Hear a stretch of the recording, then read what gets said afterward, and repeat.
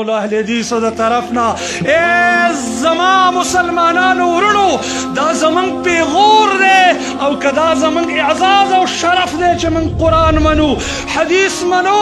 خبره بې سنده نه منو کرت یو انسان دا وایي چې دا حدیث دی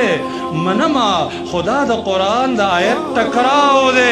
زه دا حدیث بیخي د سره نه منمه چې د قرآن خلاف وي زما قدرمنو عزتمندو ورونو همدقه منکر حدیث دی او همدقه گمراه دی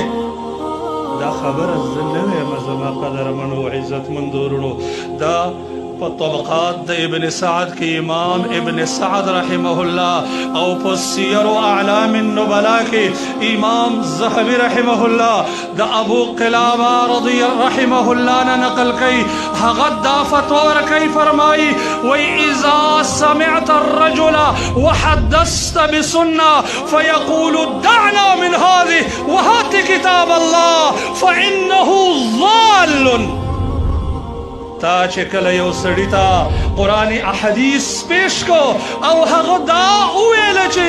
پرېږده دا مړه ما ته حدیث مه راوړه ما ته قرآن راوړه ته پوهه شه چې دا ګمراه دی که دی په هر نوم باندې هر څومره ځان ډولي کړي او هر څومره آواز ډولي کړي او هر څومره درانه درانه القاب ځان ته ورکړي امام ابو قلابه رحمه الله وایي ګمراه دی امام ذهبی رحمه الله په دې باندې د پاسه یو خبره بلم کوي چې دا خو ګمراه دی وایي چې دا ګمراه دی واذا حدثت واذا قلت واذا سمعت الرجل يقول وحدثت له بالقرآن والسنة ويقول دعنا من هذه وهات بالعقل فإنه أبو جهل خبردار چې تا یو سړي ته قرآن پیش کو حدیث دی ورته پیش کو او هغه وویله چې دا قرآن او سنت دواړه پرېږده دا قرآن او سنت دواړه پرېږده او ما ته عقل راوړه ته پوهه شه چې دا ابو جهل دی دا خبره مورخ اسلام امام ذهبی رحمه الله کړې ده زما قدرمن او عزتمند ورونو امام ذهبی هغه انسان ته ګمراه وایي ابو جهل لقب ورته ورکوي چې څوک کوئی قرآن او سنت پرېږده زما قدرمن او عزتمند ورونو خیال کې تاسو به دا خبره اورېدلي چې خلک وایي د اهل حدیثو د ګمراهۍ څلور علامې دي دا گمراه قوم دی او بیا د گمراهۍ دپاره څلور علامې ذکر کوي وایي یو دا وایي چې قرآن خبره چې کوي وایي تا سره قرآن شته دا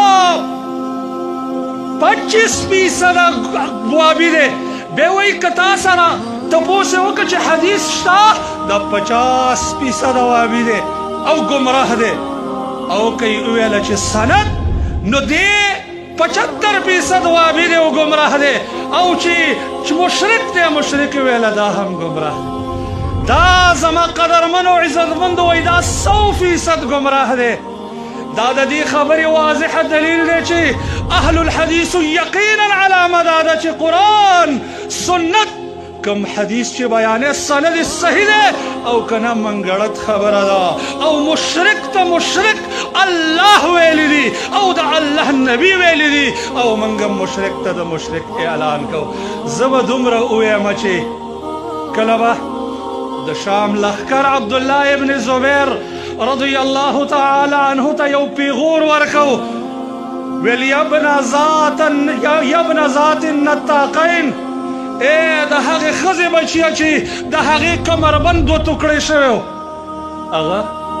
د خپلې مور نه پوښتنه کوي چې ما ته خلک دا پیغور ولې راکوي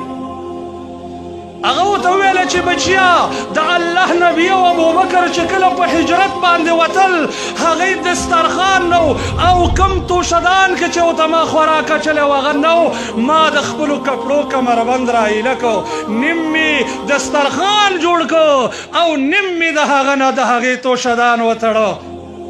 نو بیا به هغه یو شعر ویل هغه شاعر خو په غلط مقصد بیان کړی خو ده به دا مقصد راخستو وعیرها الواشون انی احبها وتلک کاشکات ظاهر عنک عارها